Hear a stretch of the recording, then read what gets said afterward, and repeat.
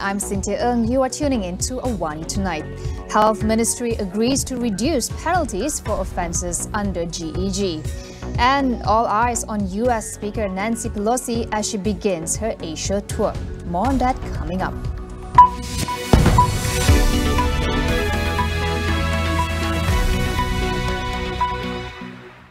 Health Minister Khairy Jamaluddin has agreed to reduce penalties for offences under the proposed tobacco control legislation known as the Generational Endgame Bill. He said the ministry has incorporated the majority of recommendations by parliamentary select committees. Fines will now be reduced from 5,000 ringgit to 500 ringgit with community service as an option instead of a fine at the discretion of the courts. Anyone under 18 years old will not be subjected to a body search, and no punishment will be carried out for possession of controlled tobacco-related articles listed in the bill. The Tobacco and Smoking Control Bill is scheduled for debate and voting at Dewan Rakyat tomorrow. It seeks to ban the sale of cigarettes, tobacco and vape products to anyone born after 2007. Pakatan Harapan is in the midst of calibrating its manifesto as the coalition discusses seat allocations with allies ahead of the next general election. DAP Secretary General Anthony Loke says the cooperation with MUDA will continue but will leave it to the party to decide if it wants to join the Pakatan Harapan coalition. Loke stressed that it is important to ensure proper coordination for its campaign before going into GE15. Further commenting on the possible alliance with MUDA, Loke said both parties have worked together as the opposition in parliament and during the previous Johor state election. Loke had predicted that GE15 will be held next year, despite pressure from UMNO President Datuk Seri Ahmad Zahid Hamidi on Prime Minister Datuk Seri Ismail Sabri Yaakob to dissolve parliament soon. Malaysians may soon have to pay a sales tax on all imported low-valued goods that they purchase online. This comes after the Finance Ministry tabled a bill in Parliament to amend the Sales Tax Act 2018 to include products from overseas that are sold at a price not more than a prescribed amount. The amendment is essentially an update to the Sales Tax Act 2018 and aims to impose sales tax on low-value goods sold by sellers through online marketplaces such as Shopee, Lazada and other websites that deliver goods in the country. At present, imported goods with a total value of less than 500 ringgit per consignment are exempted from sales tax when brought in using air courier services. The new tax is targeted for implementation this coming January 1st and is expected to impose a flat rate of 10% to both resident and foreign sellers offering such products. This move is introduced to level the playing field as local manufacturers are currently subject to 5 or 10% sales tax. Recording photos and videos or live streaming a police raid or arrest could constitute a crime. Home Minister Datuk Seri Hamzah Zainuddin said those who commit such an act can be prosecuted for preventing the police from carrying out their duties and for obstructing investigations. In a parliamentary written reply, Hamzah said it also violates Section 233 of the Communications and Multimedia Act 1998, which covers posting of content with the intention to annoy others. He was replying to Kepong MP Lim Lip Eng, who asked the ministry, who also asked if it was wrong for the public to record police in action in a public place using their cell phones. The ministry said police have the right to request or seize phones of persons they suspect have been involved in a crime or who are part of an ongoing investigation. However, seizures of phones will not be done to random members of the public. After a period of chicken supply disruption in the country, the situation has now stabilized. Agriculture and Food Industries Minister Datuk Seri Dr. Ronald Kiandi says this was possible after a series of government intervention. Sedikit gangguan telah berlaku pada beberapa bulan yang lalu di mana negara berhadapan dengan gangguan bekalan. Sebab itu beberapa langkah dan tindakan telah diambil oleh kerajaan untuk menstabilkan keadaan bekalan ayam negara kita. Antara langkah yang telah diambil oleh kerajaan adalah untuk menghapuskan AP dan membuka pengantaran pengimportan ayam daripada luar. Pada masa yang sama kita menghentikan ekspor ayam ke negara luar. He also told Parliament that Malaysia is now in an oversupply situation with the ability to produce 106% of the country's needs for chicken. Hence, it can now export chickens to other countries. Earlier, Kiandi said the government will review the chicken ceiling price and approval to export chicken after the new RM9.40 per kg ceiling price in Peninsular Malaysia ends on August 31st. Senior Education Minister Datuk Dr. Razzie Jidin refutes claims that the implementation of the School-Based Assessment or PBS was made in haste to replace the UPSR and PT3 examinations. He said the PBS was implemented as early as 2011. Jadi untuk kita tiba-tiba buat seolah-olah ini satu benda baru adalah tidak tepat ya, kerana perkara ini telah memang ada di sekolah. Cuma setelah kita membuat sesi libat urus sebagai contoh ya, sesi libat urus yang kita laksanakan dalam kita menetapkan keputusan ini melibatkan pelbagai pihak, dan dalam konteks ini kita dapati dalam setiap keputusan yang nak buat ni mesti ada kekangan, akan ada kekangan kita. Sama ada kita nak tunggu until situation dengan izin menjadi perfect baru kita nak laksanakan, which is we don't know when. The corruption trial of Datuk Sri Dr. Ahmad Zaid Hamidi left the confines of the usual courtroom today for a visit to the 2 bungalow lots in Country Heights, said to have been bought by the UMNO president using money from his charity foundation, Yayasan Akal Budi.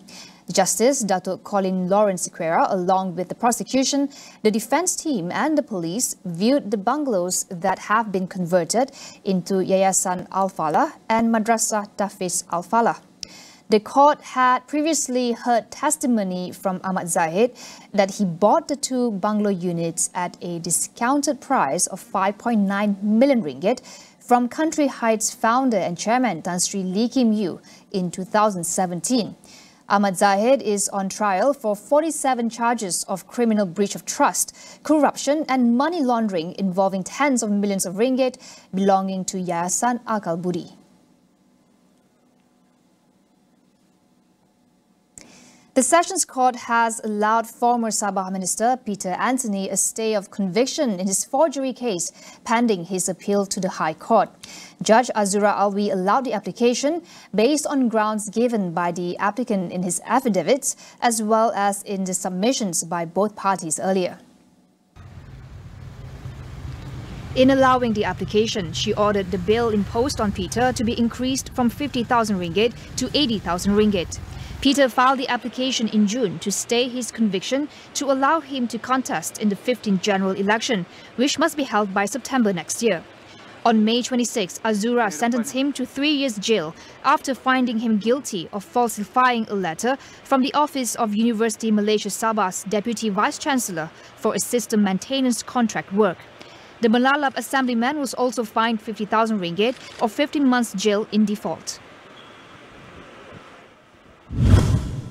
Tonight on Consider This, we get behind the recent grim headlines on Malaysia's environmental governance as we speak to our guests about the work that goes into protecting our environmentally sensitive areas. We will go for a quick break. Stay with us.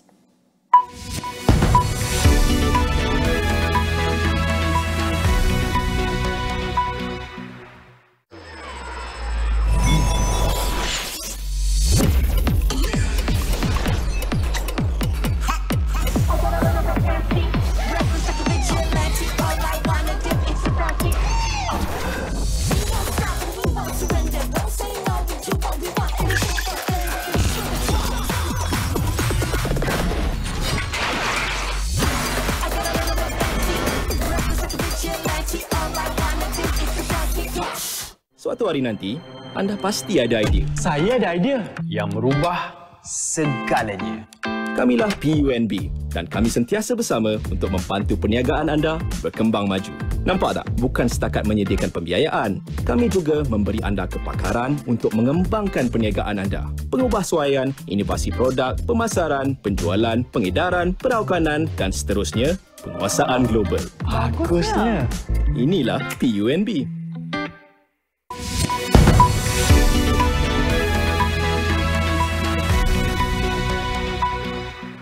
Welcome back. U.S. House Speaker Nancy Pelosi and several Congress members visited Singapore today in their first official stop in a high-profile Asia tour. The trip has attracted international attention over speculation that she may visit Taiwan. Pelosi is in Asia for a tour which also includes Japan, South Korea and Malaysia. CNN, citing American and Taiwanese officials, reported that Pelosi is expected to visit Taiwan. The stop would be the first for a U.S. House Speaker in 25 years. It will come at a time where U.S.-China tensions are at a high. The U.S. military has been reportedly moving assets, including aircraft carriers and large planes, closer to Taiwan ahead of the unconfirmed visit. China, meanwhile, warned the U.S. that serious consequences will ensue if House Speaker Nancy Pelosi insists on visiting Taiwan. China Foreign Ministry spokesperson Zhao Lijian said the visit would grossly interfere in China's internal affairs and warns of military action if she visits Taiwan. 如果佩洛西众议长访问台湾，中方必将采取坚决应对和有力的反制措施，捍卫自身的主权和领土完整。至于是什么措施，如果他敢去，那就让我们拭目以待吧。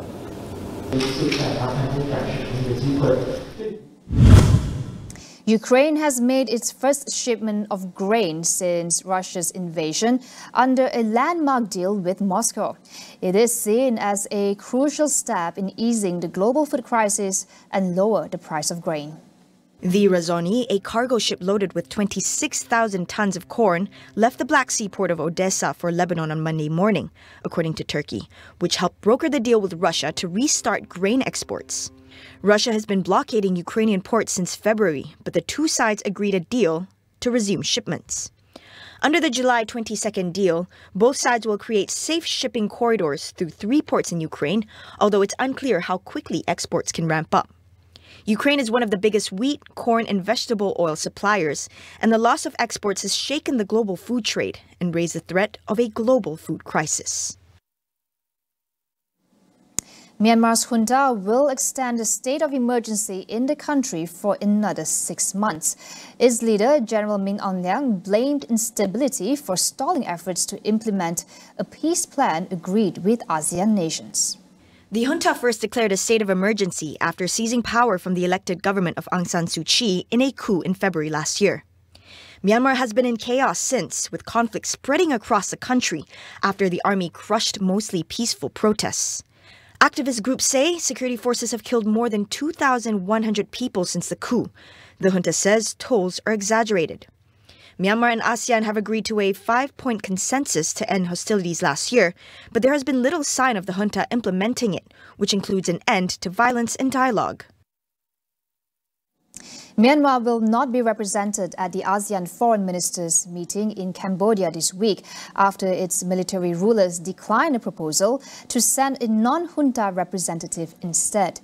Malaysia, meanwhile, is set to lead a push for tougher action on Myanmar at the meeting as anger mounts at the junta for stonewalling crisis resolution efforts. The ministers are expected to demand concrete actions to effectively and fully implement the 5-point consensus. Within the bloc, frustrations are growing after the junta executed 4 activists last week. Malaysia's Foreign Minister Datuk Seri Saifuddin Abdullah condemned the executions and described the action as a mockery of ASEAN's attempt to bring an end to the violence and instability in Myanmar. Hundreds of firefighters in California are battling the largest wildfire to spread in the state so far this year. The McKinney fire, which started on Friday, has already burnt 21,000 hectares of land near the Klamath National Forest. At least 2,500 residents have left or have been evacuated, and hundreds of homes are destroyed. A state of emergency has been declared in the county affected on Saturday. But the fire has intensified due to the extreme drought conditions and strong winds. Authorities warn that possible thunderstorms could result in more fires developing in the coming days. The McKinney fire is more than double the size of the next largest wildfire in California this year, the Oak Fire, which burned more than 8,000 hectares of land.